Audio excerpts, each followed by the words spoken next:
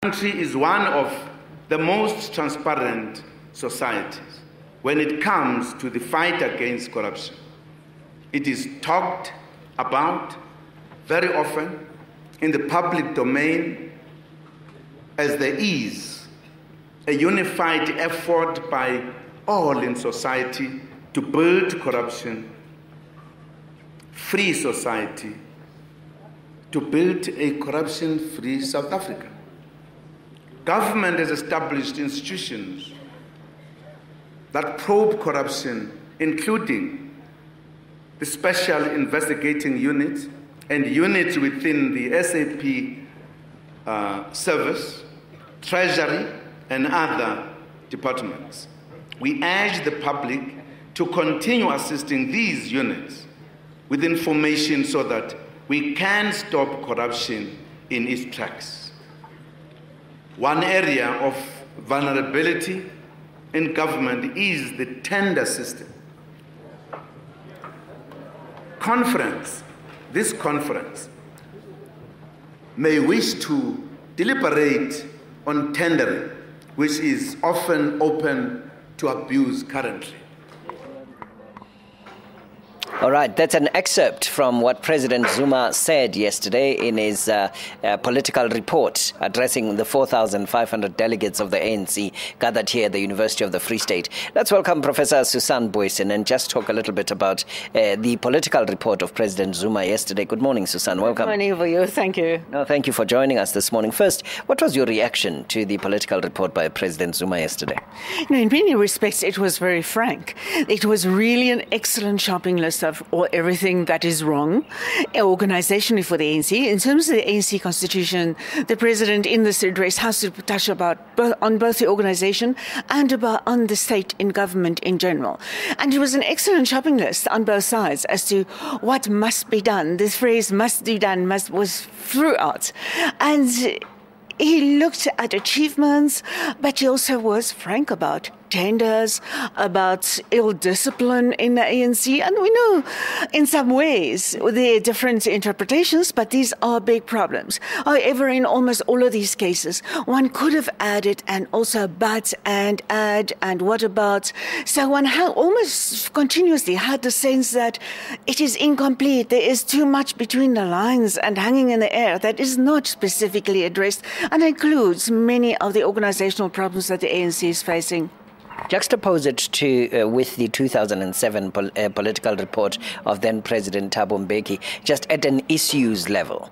Did you feel that at an issues level the ANC has moved beyond the challenges of 2007? Do they still exist in the kind of pronounced state and condition they were in 2007?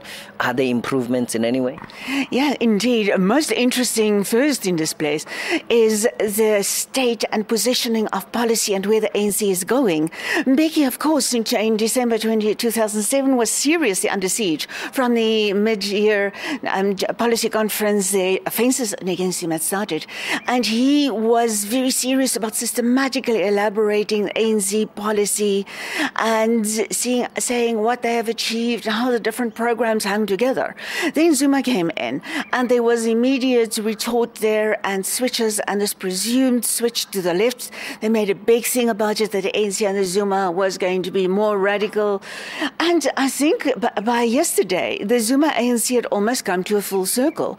I was struck in yesterday's political address the extent to which President Zuma emphasized the continuity. The policies are in place, some smaller things that need to be changed, and reassuring, but reassuring on the more conservative side, talking directly almost to the rating agencies, to the investor communities, and giving all these assurances to the extent that I was wondering, well, how does the Lula moment fit in there?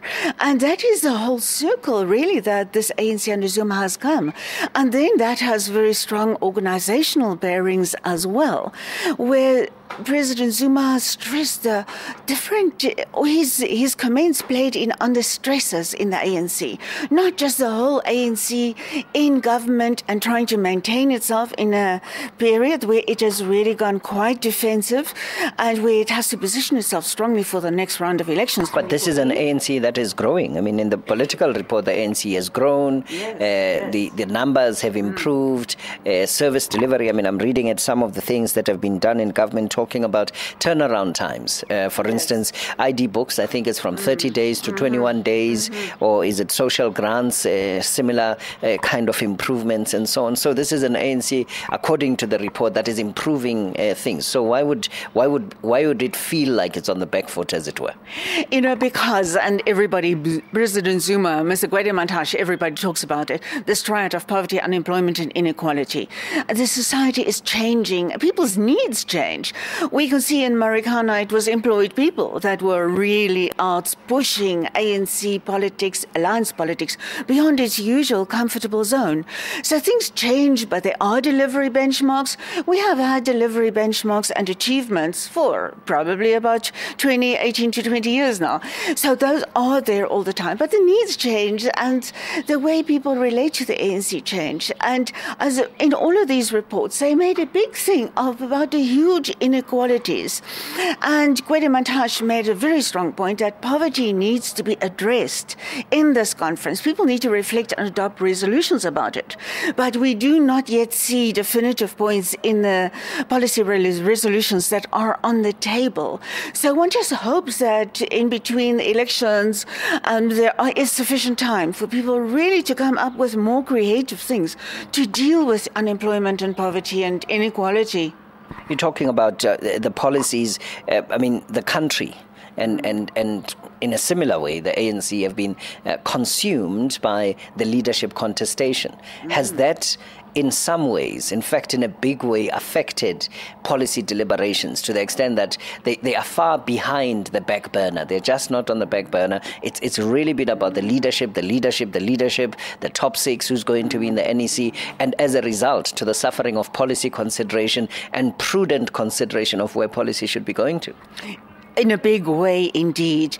Several delegates here have expressed me in personal conversations. And we're here for the elections. The rest will look after itself. And we know in the branch and regional and provincial deliberations, very little time. Some time was given to policy, but it was actually quite very little. And so the ANC is not sufficiently focused on that. And there is a big gap. There's a deficit. There are new issues and the new proposals just do not quite match that. So one hopes there will be some miracle pulled out of a box here in Mangaung. Okay. What we'll try and do is get another clip just to see what, in his organizational report, the Secretary General of the ANC said. And once we have done that, we'll also talk about some of the positives that came out of yesterday as a conference got underway here in Mangaung. Let's see what the Secretary General of